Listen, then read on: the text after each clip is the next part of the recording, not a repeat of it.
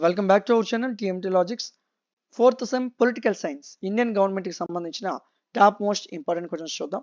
మీరు ఫస్ట్ యూనిట్లో కళ్ళు మూసుకొని చదవాల్సింది పార్లమెంట్ యొక్క స్ట్రక్చరు, ఇండియన్ ప్రెసిడెంట్ యొక్క పవర్స్ ఫంక్షన్స్. ఇక్కడే లాంగ్ కవర్ అవుద్ది. రాజ్యసభ, లోక్సభ అనేది షార్ట్ ఆన్సర్ వస్తాయి. ఓకేనా? సో రెండో యూనిట్కి వచ్చేసరికి ఇక్కడ ప్రైమ్ మినిస్టర్ యొక్క రోల్ అడుగుతాడు, ఖచ్చితంగా మీరు చదవాలి.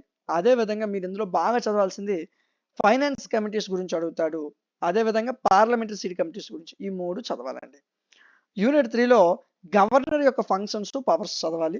అదేవిధంగా మీరు ఇంకా బాగా చదవాల్సింది స్టేట్ లెజిస్లేచర్లో సెషన్స్ ఏ విధంగా కండక్ట్ చేస్తారు, ఇదే స్టేట్ లెజిస్లేచర్లో బిల్స్ అనేవి ఏ విధంగా ఇంట్రడ్యూస్ చేస్తారు. ఈ మూడు క్వశ్చన్స్ కంపల్సరీగా మీరు చదవాలి.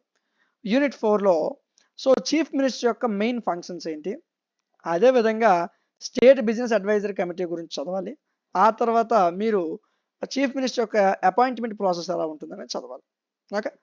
యూనిట్ 5కి వచ్చేసరికి ఎవరైతే మన సుప్రీంకోర్ట్ ఆఫ్ ఇండియాకి చీఫ్ జస్టిస్ ఉంటారు కదా, సో అతని యొక్క పవర్స్ ఎలాగ ఉంటాయి, అతని అపాయింట్మెంట్ ఎలా వస్తుంది, ఈ రెండు చూడాలి.